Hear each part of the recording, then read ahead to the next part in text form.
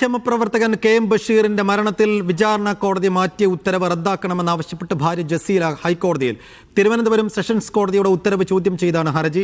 കോടതി മാറ്റം പ്രതിഭാഗം അഭിഭാഷകന്റെ താൽപര്യപ്രകാരമാണെന്നും നിലവിലുള്ള പ്രോസിക്യൂട്ടർക്ക് പരിചയസമ്പത്തില്ലെന്നും ഹർജിയിൽ പറയുന്നു. ഹർജി നാളെ ഹൈക്കോടതി പരിഗണിക്കും.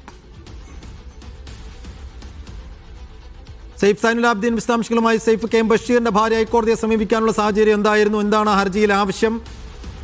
എന്താണ് ഈ കേസിൽ സംഭവിക്കുന്നത്?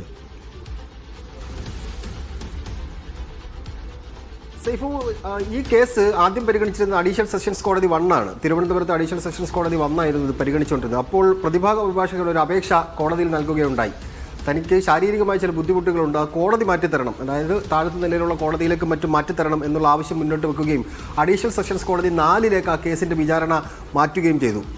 ഇതിനെതിരെയാണ് ഭാര്യ ജസീല, KM ബഷീറിന്റെ ഭാര്യ ജസീല ഹൈക്കോടതിയെ സമീപിച്ചിരിക്കുന്നത്. അവർ ഈ ഹർജിയിലൂടെ ഉന്നയിക്കുന്ന ഏറ്റവും പ്രധാനപ്പെട്ട കാര്യം ഈ കോടതി മാറ്റം പ്രതിഭാഗ അഭിഭാഷകന്റെ ആവശ്യത്തിന്റെ അടിസ്ഥാനത്തിലാണ്. അതുകൊണ്ട് അവിടെ ഈ വിചാരണ നടക്കുകയാണെന്നുണ്ടെങ്കിൽ തനിക്ക് അതിൽ നിന്ന് നീതി കിട്ടില്ല എന്നുള്ളതാണ് ഹൈക്കോടതിയിൽ പറഞ്ഞിരിക്കുന്ന ഏറ്റവും പ്രധാനപ്പെട്ട പോയിന്റ്. ഇന്നത്തെ ആ ഹർജിയിൽ ഏറ്റവും പ്രധാനപ്പെട്ട ഭാഗം അത് തന്നെയാണ്. തനിക്ക് നീതി കിട്ടണമെങ്കിൽ പഴയ കോടതിയിലേക്ക് തന്നെ, അഡീഷണൽ സെഷൻസ് കോടതി 1 തന്നെ ഇതിന്റെ വിചാരണ മാറ്റണം എന്നുള്ളതാണ് ഹർജിയിലൂടെ ആവശ്യപ്പെട്ടിരിക്കുന്നത്. അതിനൊപ്പം തന്നെ ഈ കോടതി മാറ്റുന്നതിനൊപ്പം പ്രോസിക്യൂട്ടർ കൂടി മാറ്റണം. ഈ നിലവിൽ നിയമിച്ചിരിക്കുന്ന പ്രോസിക്യൂട്ടർക്ക് പരിചയസമ്പത്ത് കുറവാണ്.